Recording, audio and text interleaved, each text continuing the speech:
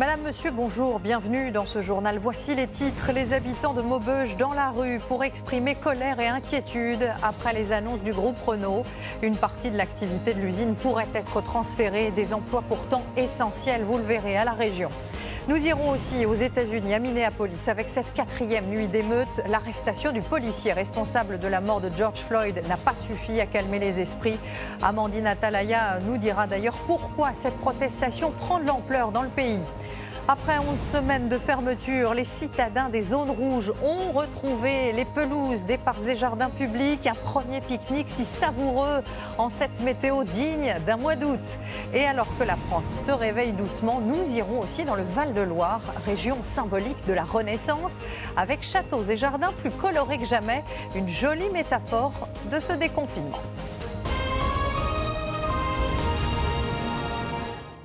Ce sont donc plusieurs milliers de personnes, syndicalistes, habitants et élus qui ont défilé côte à côte ce matin, un parcours entre l'usine Renault de Maubeuge et l'hôtel de ville pour souligner combien ces emplois sont essentiels à la survie de tout un territoire.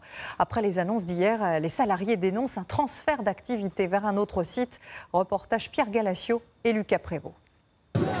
Dans le cortège, un même sentiment, écrit en lettres rouges, trahison. Parce qu'on a une visite du président de la République avec Carlos Ghosn, qui est venu en 2018 préciser que le site était rentable et productif. Aujourd'hui, c'est inacceptable. Ils doivent tenir leur engagement. Moi, je vais avoir 51 ans. Ça va être très difficile de retrouver du travail sur le territoire. Parce que LCA, c'est quand même la plus grande entreprise. Et la plus grande entreprise au niveau de salariés, ici de la région.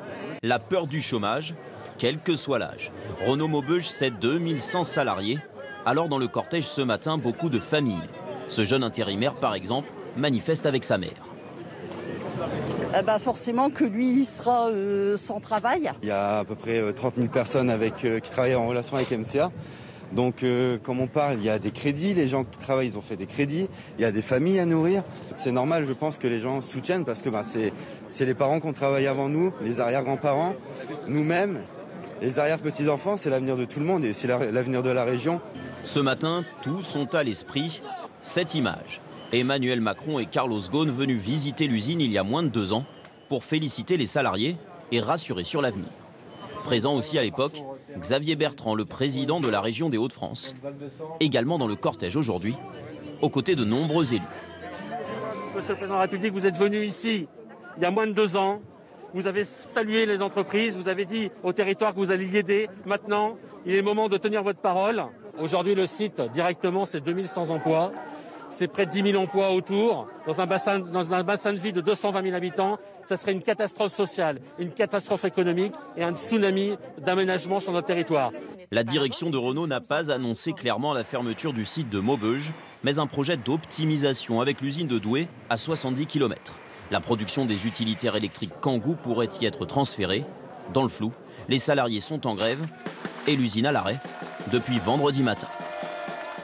Et on va retrouver tout de suite Hélène Bonnet sur place. Bonjour Hélène, vous avez suivi cette marche ce matin pour nous. Bonjour. Un combat qui ne fait que commencer selon certains.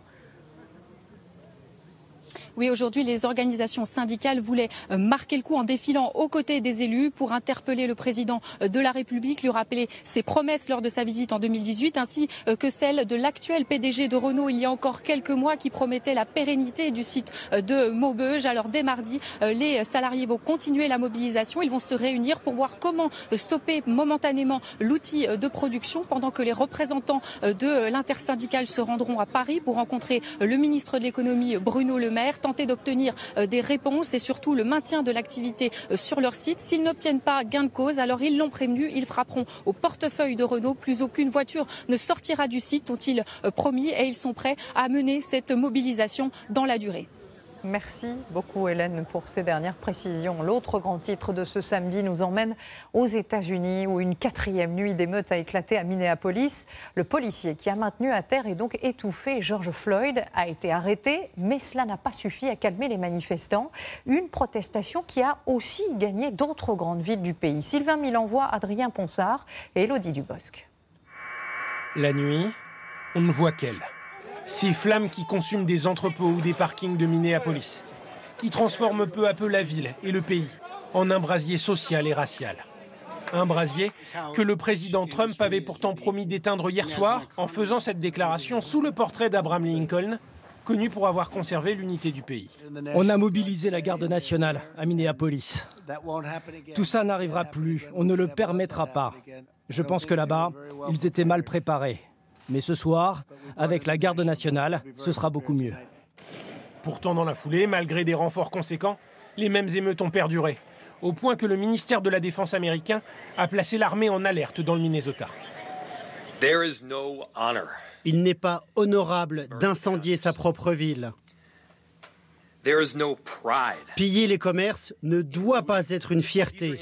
Ces institutions, les gens en ont besoin, surtout pendant une pandémie. Mais ces émeutes ne se limitent pas à cet état du nord du pays. Elles se répandent, comme à Washington, la capitale fédérale, cette nuit. Je dois soutenir les miens au milieu de ce merdier, vous voyez ? C'est un combat. La communauté noire, très mobilisée, n'est pourtant pas la seule à manifester ici.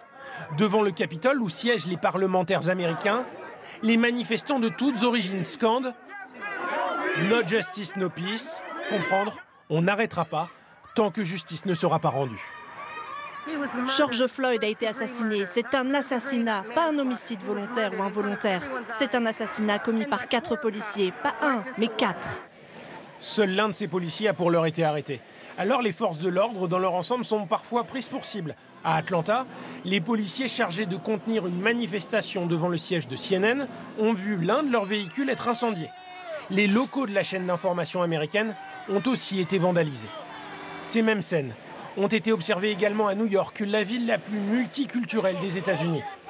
La bannière étoilée a même été brûlée, comme si là-bas, l'union nationale se consumait tous les jours. Un peu plus.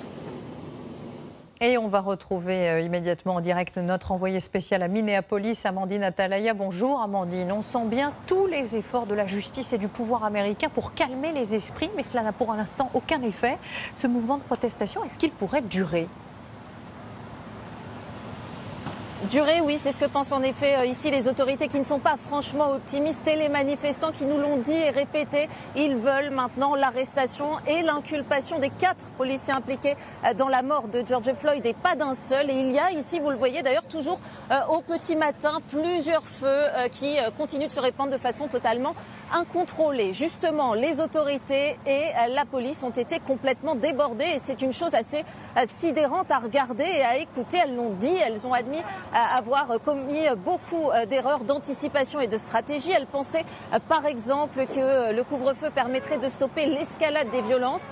Bilan, il n'y a jamais eu autant de monde ici que cette nuit et nous avons assisté avec Mathieu Derrien pendant plusieurs heures à des émeutes ici dans un quartier totalement livré à ses habitants. Pour l'instant, aucune réponse prévue sur le fond des revendications, mais simplement davantage de policiers et de gardes nationaux encore. Et il n'est pas exclu que l'armée intervienne à Minneapolis. Merci beaucoup Amandine et nous retrouverons évidemment votre reportage tourné la nuit dernière dans le 20h de ce soir. Revenons maintenant en France avec ces intempéries totalement inattendues dans le sud-est, notamment dans le Vaucluse et dans le Gard. Des orages de grêle ont touché plusieurs communes hier soir avec, vous allez le voir, de gros dégâts. Jean Jubillot, Aurélie Erel et Lucas Garcia. Le Gard, touché hier soir par une pluie de grêlons. En quelques minutes, dans le village de Lirac ou à Bagnols-sur-Cèze, la tempête a causé de très nombreux dégâts. Des centaines d'arbres fruitiers ont été abîmés, ainsi que les vignobles. Ce matin, le constat est sans appel pour les vignerons. Alors là, on voit déjà les sarments qui ont été cassés, voire coupés pour la plupart, quasiment tous. Les raisins, bien sûr, ça, ils ont disparu quasi totalement. Isabelle a perdu 17 hectares de vignes. Son espoir, sauver ce qu'elle peut pour la récolte de l'an prochain. D'autres départements ont connu le même phénomène. Dans les Hautes-Alpes, la grêle s'est abattue sur Gap. Caves inondées, voitures abîmées. Les pompiers ont reçu 200 appels en 1 heure. Les professionnels du tourisme se mobilisent, vous le savez, pour sauver la saison, à commencer par ce week-end de la Pentecôte. Et pour attirer les visiteurs, certains sont prêts à tout. La ville de Cannes, par exemple, va jusqu'à désinfecter ses plages.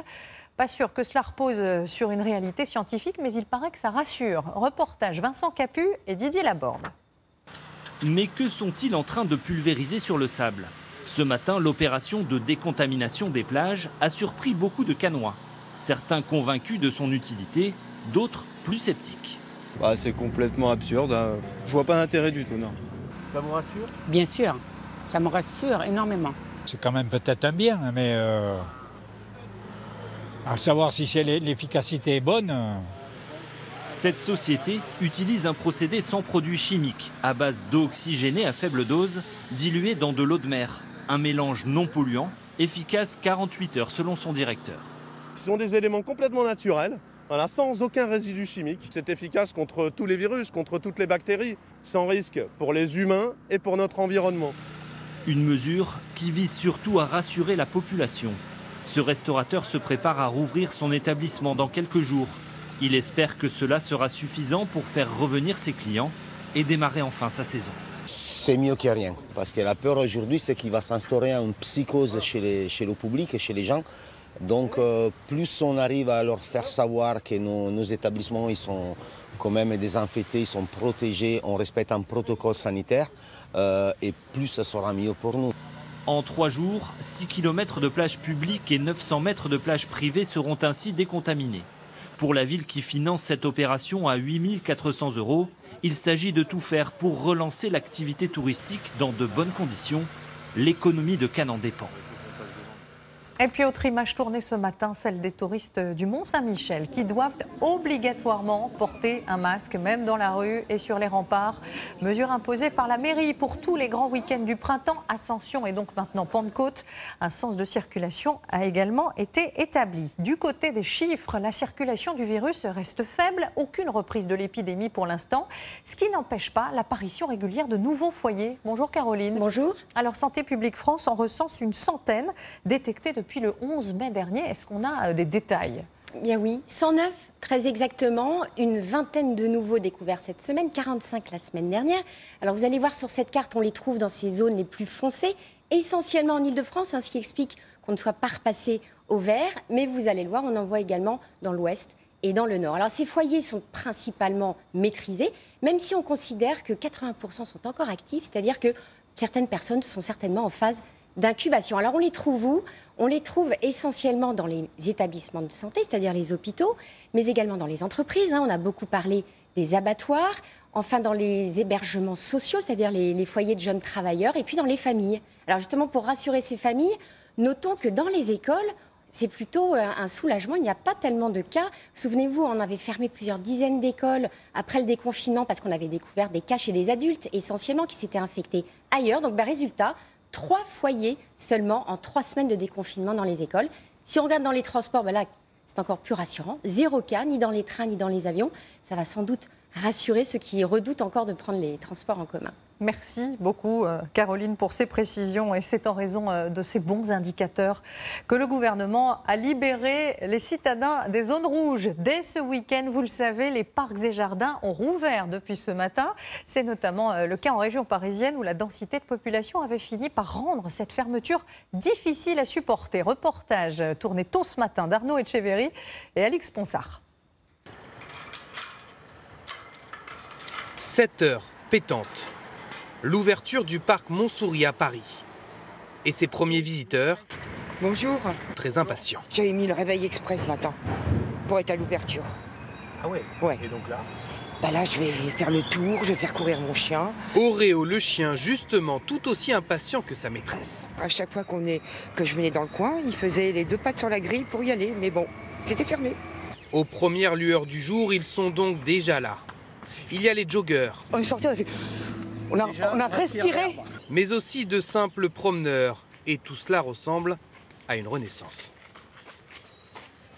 Ça donne envie de bouger, danser, s'étirer, regarder au ciel, en l'air, et voilà. Je hume tout, c'est formidable. Ça manque la nature. Franchement, à Paris, on a été les plus malheureux. Un vent de liberté également pour les plus petits. Quand on est arrivé dans le parc, il a couru pour sortir. Il a dit je veux aller dans la rue, parce qu'il avait perdu l'habitude. Et vous lui avez dit quoi alors à ce moment-là? On lui a expliqué que les parcs c'était bien, que la nature c'est plutôt pas mal. Une réouverture néanmoins avec de nouvelles règles. Des regroupements limités à 10 personnes maximum, du gel à l'entrée et le masque fortement recommandé, même si dans les faits, ils sont peu nombreux à l'adopter. C'est impardonnable, quoi. Tout le monde devrait porter un masque. On est en période de déconfinement 2, phase 2. Il y a un jogger qui m'a frôlé, j'ai dit alors les distanciations, il m'a même pas entendu. Les aires de jeu pour enfants sont en revanche toujours fermées. Mais pas cette buvette, pour qui c'est le retour à la vie d'avant. Vous allez prendre quoi, madame? Alors vous avez pris quoi? Un café? Eh ben oui, un allongé, moi un espresso. Est-ce que vous en voulez hein? En fin de matinée, les bancs, les pelouses, les allées ont été prises d'assaut. Et vu le temps annoncé, il risque d'y avoir encore plus de monde cet après-midi. Et justement, cette mi-journée, comment ça se passe dans les grands parcs? Bonjour Georges, vous êtes à Sceaux où les promeneurs ont même le droit de s'asseoir. Est-ce qu'ils en profitent? Oui, encore un petit peu timidement, hein, mais il faut dire que le parc est gigantesque. Il fait au total 180 hectares. Les grilles du parc ont donc rouvert ce matin à 7 heures précises, après donc 2 mois et demi de fermeture. Pour fêter ça d'ailleurs, l'herbe a été fraîchement tondue. Et parmi ceux qui n'auraient raté ça pour rien au monde, il y a Div. On va le rejoindre. Il est en famille avec des amis et des enfants en train de pique-niquer pour justement retrouver ce parc de Sceaux. Div, bonjour. Bonjour. J'imagine évidemment que ça fait du bien de se retrouver ici en famille. Oui, tout à fait. On attendait ce moment avec impatience après plus de 2 mois et demi de confinement. Et il se trouve que ce parc fait plus de 100 mètres, en tout cas 100 hectares. Et du coup, on est ravis de bénéficier de l'accueil de ce parc gigantesque. Donc on est content. Vous ne portez pas de masque en ce moment, mais quand même vous restez prudents, hein, un peu loin les uns des autres. Oui, tout à fait. De toute façon, je pense qu'à partir de maintenant, on est tous conscients qu'il va falloir vivre différemment. Et c'est pour ça que du coup, on a avec nous en déplacement nos masques. Allez, merci beaucoup. On vous laisse profiter. Et donc cette grande pelouse, elle risque vite d'être remplie de monde tout au long de l'après-midi, sous ce soleil digne du mois de juillet. Anne-Claire, vous avez jusqu'à 21h30 pour en profiter. Eh ben, je vais y penser. Merci beaucoup, Georges. Après le journal de ce soir, allez dans la longue liste des signes qui prouvent que la vie reprend son cours. Eh bien, un secteur est pris d'assaut. Il s'agit des auto-écoles. Pendant 2 mois, les candidats au code et à la conduite ont rongé leurs freins, si je puis dire. À Orléans, Ludovic Romanin, c'est Julien Bervillet. Pour commencer, nettoyage des mains obligatoire. Port du masque sur la bouche, sac et manteau sont placés dans le coffre. Tu le mets dedans. Voilà, impeccable. Dans l'habitacle, housse de protection sur les sièges. Une paroi en plastique sépare l'enseignant de l'élève. Le cours va durer 45 minutes. De voir les parois, ça fait un petit peu peur au départ. Mais bon, on est là aussi pour leur expliquer, les rassurer. Mélissa Henriot n'avait pris que 8 heures de leçons avant le confinement. Ensuite, plus rien. Aujourd'hui, elle essaye de reprendre confiance au volant. N'hésite pas à lâcher des fois un petit peu plus tôt ta pédale d'accélérateur. Après, c'est plus les réflexes, regarder dans les rétroviseurs qui se perdent un petit peu, mais sinon, non. Ça revient vite. Ça revient vite. À Orléans, le planning des heures de conduite est complet jusqu'en juillet. Comme beaucoup d'élèves, Flore Bucaille a profité du confinement pour réviser le code de la route chez elle. Après 3 semaines de formation en ligne, elle est impatiente de conduire. Forcément, pendant le confinement, on a beaucoup plus de temps. Et du coup, faire des choses productives où on sait que forcément c'est du temps gagné, mais on n'a qu'une envie, c'est de pouvoir passer cet examen. L'auto-école enregistre 4 fois plus de candidats qu'en temps normal. Cela pourrait créer un embouteillage pour l'examen final. En fonction des auto-écoles, si vous avez suffisamment de places d'examen pour présenter vos élèves, eh bien, vous arriverez à faire face. Et d'autres auto-écoles seront probablement confrontées à un délai d'attente relativement important. Il faudra compter plusieurs mois d'attente dans certains départements. D'autant plus que la réouverture des centres d'examen est prévue au mieux la semaine prochaine. Et puis une autre image qui peut faire sourire mais qui est révélatrice de la reprise. Ces vendeurs des Galeries Lafayette à Paris qui applaudissent leur premier client. Le temple parisien de la mode a rouvert ses portes ce matin, même si la clientèle étrangère risque de fortement lui manquer dans les mois qui viennent. Ce chiffre à présent, plus de 7 Français sur 10 font du sport depuis le début du confinement. Certains partaient de zéro, d'autres ont augmenté la cadence. Une bonne résolution qu'il va maintenant falloir cultiver. Eh bien, cela tombe bien, il y a tout ce qu'il faut. Reportage Anthony Leboss, Florian Le Goïc et Thierry Valta. C'était des sportifs du dimanche, ils sont restés accros, même depuis le déconfinement. Leur salon, c'est leur salle de sport pour 3 séances par semaine en visioconférence. Transpirer dans leurs 45 mètres carrés, c'est devenu un rituel. Les personnes à risque, on en faisait partie, avec notre embonpoint. Voilà, on s'est dit, le sport, c'est un bon moyen pour évacuer. Et j'ai plus mal au dos, j'ai pas mal à la tête. Vraiment, c'est un kiff total. Vous avez une séance de gainage? Dans la famille, le relâchement n'est plus dans les habitudes. Avant le confinement, je n'ai jamais fait plus de 2 pompes. Je ne savais pas ce qu'était le mot gainage. Et maintenant? Hein? Et maintenant? Ah non, je sais ce que c'est, ouais. J'ai bien compris. Attention. Et parfois, c'est surtout eux qui nous motivent à faire le sport. Quand on n'a pas envie. Mais après, on est content de l'avoir fait quand même. Les léotiers ne peuvent plus s'arrêter. Lâche pas. Eux, la dernière, redoublent même leurs efforts. Ok. Tant la salle de sport leur avait manqué. Ah oui, on y va à fond. Mais heureusement qu'on m'encourage. On est avec ses amis, on voit du monde. Pour le moral, franchement, c'est top. En attendant de rouvrir en intérieur le 22 juin, place au cours en extérieur pour cette salle de sport en zone orange. 6 clients maximum et distance de sécurité depuis le 11 mai. On a eu une bonne émulation depuis le déconfinement, au niveau des séances d'essai notamment, qui ont doublé. Le nombre de réservations au cours, ils sont pleins. Sur 1 à 2 semaines, il faut vraiment réserver. Allez, contrôle ta respiration. Un engouement aussi pour les coachs particuliers. Depuis 2 semaines, Nathalie fait appel à Sébastien. La séance lui revient à 25 € l'heure, car le sport toute seule ne lui suffisait plus. J'ai vraiment commencé effectivement pendant le confinement. Si je n'avais pas de coach comme Sébastien, effectivement, je pense que je me serais vraiment relâchée. Et justement, pour ne pas lâcher le sport... Redresse-toi, allez, parfait. Donc il faut vraiment l'intégrer à son planning actuel et ne pas forcément le mettre comme étant soit une corvée, soit un hobby. Ils sont nombreux à y avoir pris goût et ce n'est pas prêt de s'arrêter. Le sport qui revient souvent dans vos nombreuses questions. Bonjour Samira. Bonjour Anne-Claire. Alors première interrogation, est-ce que je vais pouvoir retourner à la piscine la semaine prochaine? Pour l'instant Anne-Claire, seulement une vingtaine de piscines rouvriront à coup sûr la semaine prochaine. Elles ont été sélectionnées par le gouvernement pour tester les nouvelles mesures sanitaires, comme la réservation des créneaux en ligne par exemple, ou le respect des distances entre les nageurs.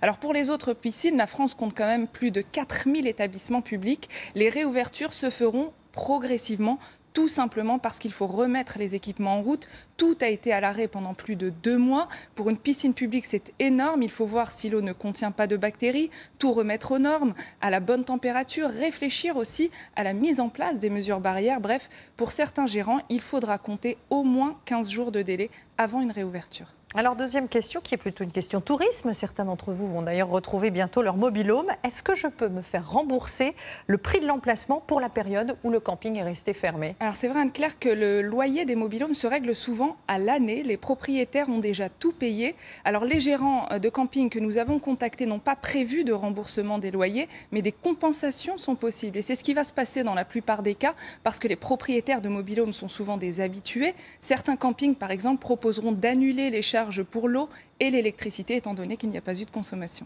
Troisième question, très importante dans notre vie quotidienne. Un commerçant peut-il me refuser un paiement en espèces pour des raisons sanitaires? Non, le paiement en espèces est le seul moyen qu'un commerçant ne peut pas refuser. C'est illégal, tout simplement.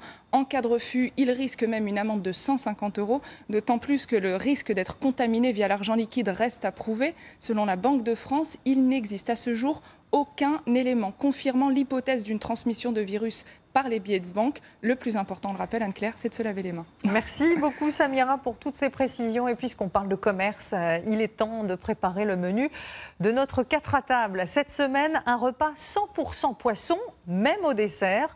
En ce moment, la filière a besoin de votre gourmandise et de notre imagination. Guillaume Torel et Xavier Toby. La proximité du port de Ouistreham donne des idées à nos chefs. Gilles Poudras, distingué par le guide Michelin, sera secondé par Michel Bruno, ancien chef 2 étoiles. Bonjour Gilles, bonjour Michel. Bonjour Guillaume. Le défi du jour, 30 € pour un menu tout poisson. Ok. Le comptable est là. Le comptable est là. Pêcher dans la nuit est déjà exposé. Difficile de faire plus frais que ce marché aux poissons. Regardez-moi ça, ça brille, c'est faux, c'est magnifique quoi. Ouais. Hein 500 km de côte là normalement. Ouais.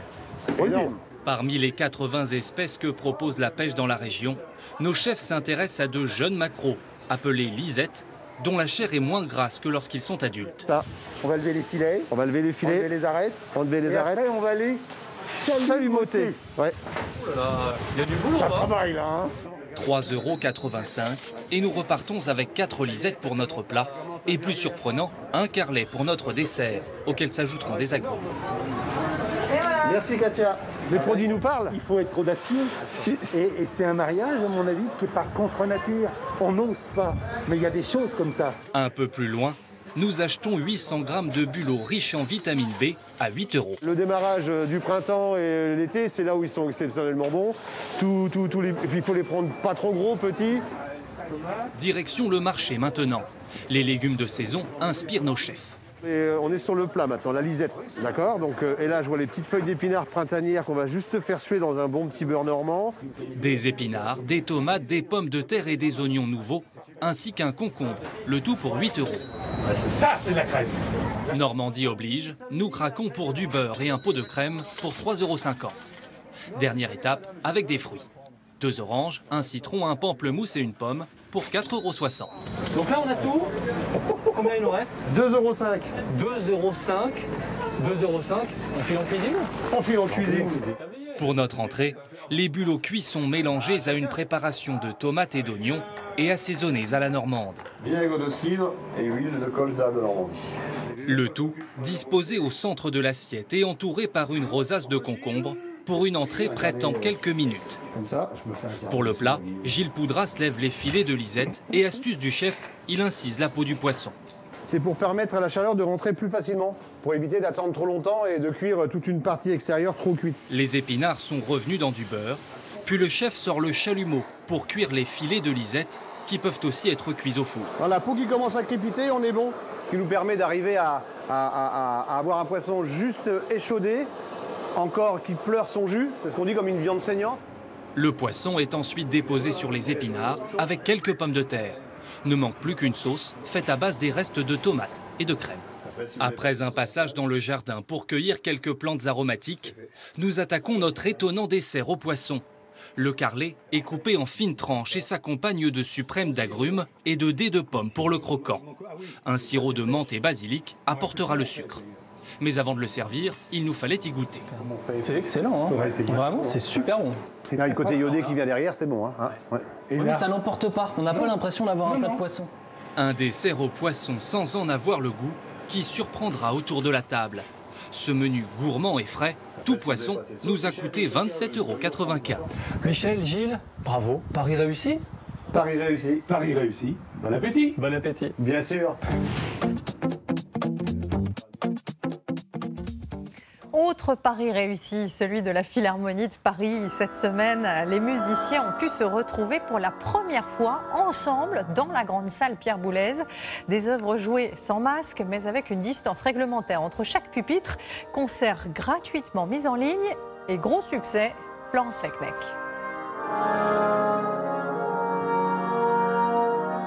Ils n'ont sans doute jamais joué avec autant d'aise. Loin des grandes formations, avec 2 mètres de distance entre chaque instrument avant, des partitions plastifiées, des sopalins pour recueillir les dangereuses projections du flûtiste. Mais qu'importe, la musique a fait son retour sur scène, avec Richard Wagner pour briser le silence. Un premier concert après un long sommeil sur la scène de la Philharmonie.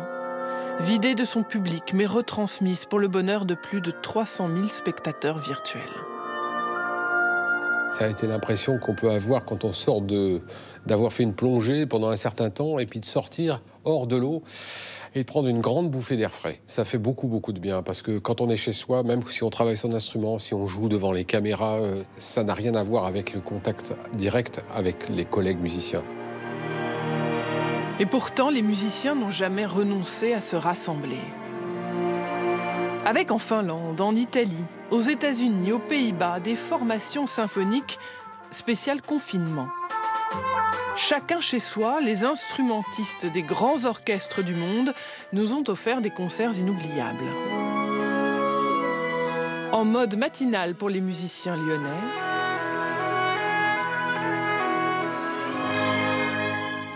ou au contraire, tiré à 4 épingles.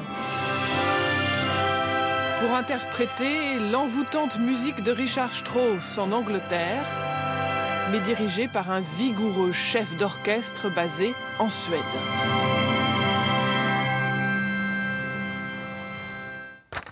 Allez, on va maintenant s'intéresser à une autre sorte de partition. Assez en Savoie, ce ne sont pas les orgues qui rythment les journées, mais les métiers à tisser de la filature Arpin. Cela fait 200 ans maintenant que cette famille transforme la laine des éleveurs de la région. Un reportage Made in France, signé Corinne Magne et Xavier Boucher. Regardez. Dans cette vallée de la Tarentaise, il tombe des flocons de laine.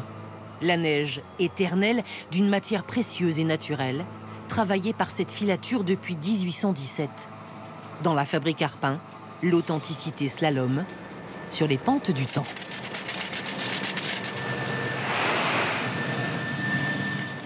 Et c'est Jacques Arpin, 8e du nom, qui déroule le fil d'un savoir-faire local. Avec son chapeau médiéval vissé sur la tête et sa plume de vautour, il est l'œil et le garant d'un fil de laine sans défaut. À l'époque, les gens faisaient des couvertures pour mettre ce qu'on appelait la muletière, du tissu feutré, pour protéger les chevaux. Bon, à l'époque, le défaut, ils n'y regardaient pas trop, c'était surtout que c'était utilitaire. La clientèle a changé, les goûts ont changé aussi, alors vous n'avez pas trop le choix d'évoluer. Hein. Il faut avoir l'œil partout avec cette machine, il faut même avoir les yeux derrière la tête. Guillaume, dans l'entreprise depuis 4 ans, est fier d'avoir été formé par un des derniers maîtres lainiers de France. Il a ce regard qui permet de voir ce petit détail qui fait que nos produits sont d'une meilleure qualité aujourd'hui. C'est une transmission qui se fait vraiment par la pratique. Aujourd'hui, il n'y a pas forcément besoin de parler plus que ça. On arrive à se comprendre. Ici, 8 salariés et sans transmission, pas de survie. Le métier de tisserand ne s'apprend pas. Il s'enseigne dans l'atelier de tissage. Les machines entament alors une danse qui entrelace les fils. Il faudra une demi-journée pour tisser un rouleau de 30 mètres. C'est la dernière étape après avoir tissé, donc c'est là où on contrôle les tissus, où les petites mains, voilà, on va tous s'y mettre à réparer les défauts. On a l'artisanat, mais on a l'exigence des plus grands. Et la filière est courte. Ce sont les moutons des alpages qui offrent leur toison. Une laine d'exception dense et rustique. Laura, responsable de production, met un point d'honneur à aller à la rencontre des éleveurs savoyards. Ok. Je me suis retrouvé avec un stock de 600 kg de laine. Donc il fallait vraiment que je trouve une solution. De connaître le travail de l'éleveur aussi, c'est aussi le sensibiliser au niveau de la filature, quelles sont les qualités qu'on peut utiliser. Il faudra 1 kg de laine pour 1 mètre linéaire de tissu. On s'attache forcément au produit parce qu'on sait que c'est quelque chose qui est très noble, qui a une très bonne tenue dans le temps aussi. Des produits nobles, de décoration confectionnés à quelques kilomètres du village de Sèze. Plaids, coussins ou autres abat-jours. Pour fabriquer un plaid, il faut compter une demi-heure de travail. Innovante, la PME Arpin, avec ses 2 siècles d'existence, entend bien asseoir son avenir sur un épais tapis de laine, Made in Savoie. Et c'est un autre savoir-faire tricolore que notre Zoom va maintenant mettre à l'honneur. Direction le Val-de-Loire, surnommé le jardin de la France. Dans les parcs de ces châteaux, les massifs de plantes taillées au cordeau sont d'ailleurs classés au patrimoine mondial de l'UNESCO depuis maintenant 20 ans. Au XVIe siècle, la région fut le symbole de la Renaissance. Un mot plus que jamais d'actualité. Cécile Madronet, Thomas Gatti et Pascal Chély. C'est l'une des stars du Val-de-Loire. Le potager du château de Villandry et ses 27 000 légumes de printemps qui composent ces jardins à la française. Chaque jour, le propriétaire des lieux est impatient. Alors, les visiteurs, non, j'en vois pas, mais ils vont bientôt arriver. Ah, elles sont bien développées, ces salades. C'est ça qui est un petit peu frustrant parce qu'on aurait vraiment une saison touristique extraordinaire s'il n'y avait pas eu cette irruption d'un virus dans le paysage. Quand on a vu que c'était ouvert, on a dit, allez, on en profite. C'est vrai que c'est taillé au cordeau, c'est particulier. Avec ces rosiers sur tiges qui sont mis en plein milieu, ça amène quelque chose d'hyper sympa, quoi. On ne veut pas produire une beauté un peu abstraite, on veut que cette beauté elle soit destinée à l'humain. Et donc, voilà, ça me fait très plaisir. Je vois des enfants là qui se promènent et qui semblent tout à fait heureux d'être à Villandry. Pour que tout soit prêt, les jardiniers travaillent d'arrache-pied. Aux commandes, Laurent Portugaise. Ils étaient 4 pendant le confinement, 3 fois moins que d'habitude. Il y a eu davantage de mauvaises herbes, mais forcément on a dû aller plus vite, donc être moins maniaque. Par exemple, là je vois un joli pied de bourrache qui dépasse des salades. Non, c'est pas possible, ça ne peut pas rester. Voilà. Entretien, taille et 5000 bégonias à planter en 3 jours. Une course contre la montre. Dans 8-10 jours, on aura fini ce salon d'ornement avant de passer aux fleurs d'été dans le potager. 12 000 fleurs d'été à planter dans le potager. Après la rigueur géométrique de Villandry, nos bottes de 7 lieues nous conduisent tout près de Chinon. Bienvenue, bienvenue au château du Rivaux. C'est vraiment le vrai parfum de la rose qu'on imagine et dont on se rappelle en souvenir. Malheureusement, on ne peut pas le transcrire à l'image, mais les parfums sont vraiment fabuleux et c'est un rêve éveillé d'après moi. Patricia est plus que passionnée. Elle est amoureuse de ces 14 jardins qu'elle a imaginés. Ce serait joli que ça parte comme ça, comme un éventail. Oui. Des palettes de couleurs et 460 variétés de roses, toutes parfumées. Un voyage sensoriel pour les premiers visiteurs de la saison. C'est romantique une rose, bon sang. Qui est-ce qui n'a pas versé sa petite larme en recevant un bouquet de roses? C'est vraiment un réconfort, on a besoin de ce réconfort, surtout dans les temps actuels. Donc ici, on a un petit résumé de toutes les beautés que la nature peut nous prodiguer. Et puis c'est aussi la sérénité, le calme, les oiseaux. Vous entendez tous les oiseaux? Dans mon cœur, tu fleuriras toujours au grand jardin d'amour, petite fleur. Le Val-de-Loire devient le jardin de la France à la Renaissance, quand les châteaux se transforment en lieux de résidence royale. À chaque printemps, ce patrimoine floral fait la notoriété de certains villages. Chédigny est entièrement classé jardin remarquable. Avec le masque, c'est surréaliste. Depuis le déconfinement, les ruelles retrouvent l'affluence des grands jours. Une bonne surprise pour Christine et Philippe. Tout à l'heure, tu discutais sur le banc avec 2 petites dames pendant que j'achetais le pain. Voilà. Oui. Ça fait du bien de se retrouver un peu. En Touraine, le jardin est un art de vivre. À Beaulieu-les-Loches, tout près du clocher du XIIIe siècle, se cache un lieu étonnant. Les jardins des Viantaises, c'est un endroit un peu secret, plein de poésie, où on vient pour cultiver son potager et où des artistes ont installé des œuvres d'art. Ces créations s'intègrent à la nature et au quotidien de 27 habitants qui partagent ces potagers. Il est grand temps que je coupe les feuilles, là, et grâce à vous, ça va être fait. Et les gens, avant, ne se connaissaient pas forcément. Ils se disaient juste bonjour et encore. Et maintenant, ils se connaissent vraiment, ils s'invitent les uns les autres, etc. Et il se passe autre chose au-delà du jardin. C'est devenu le jardin public de Beaulieu, et ça s'est fait comme ça, spontanément. Chacun a pu exprimer sa créativité, ses délires, c'est pour ça que vous voyez pas mal de choses un peu décalées. Les jardins, source de rencontres et d'inspiration. Pour notre dernière escale, direction Chaumont-sur-Loire. Pendant 2 mois, la directrice du domaine s'est battue pour préparer son festival des jardins. Les gens aiment beaucoup voir ces jardins qui changent. On a 30 nouveaux jardins qui changent chaque année. Et c'était vraiment important. 30 créations paysagères pour évoquer le retour à la terre-mère. Souvent agressée, la planète est capable de renaître. Vous voyez, on est quand même accueillis par un mur en parpaing, mais comme il y en a beaucoup dans nos villes et qui sont très laids, mais qui va être regagné complètement par la végétation. Alors les gens sont beaucoup venus en famille, hein. C'est incroyable. Ça fait du bien, on se relie à quelque chose de positif, qui nous amène à l'essentiel dans la vie, aller peut-être percevoir la beauté, se donner le temps de regarder. L'art, forcément, ça ressource, quoi. Enfin, moi, ça me fait toujours beaucoup de bien. La beauté de la nature, symbole de résilience. Ou comment oublier la crise que nous traversons, le temps d'une balade dans ces jardins du Val-de-Loire.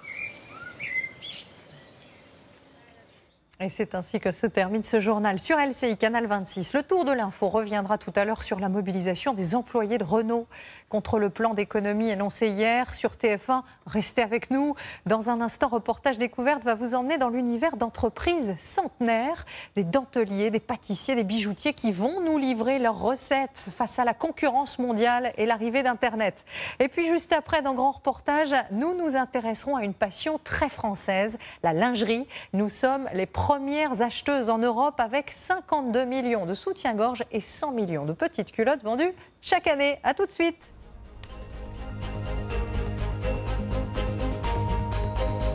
Retrouvez toute l'info sur LCI, Canal 26.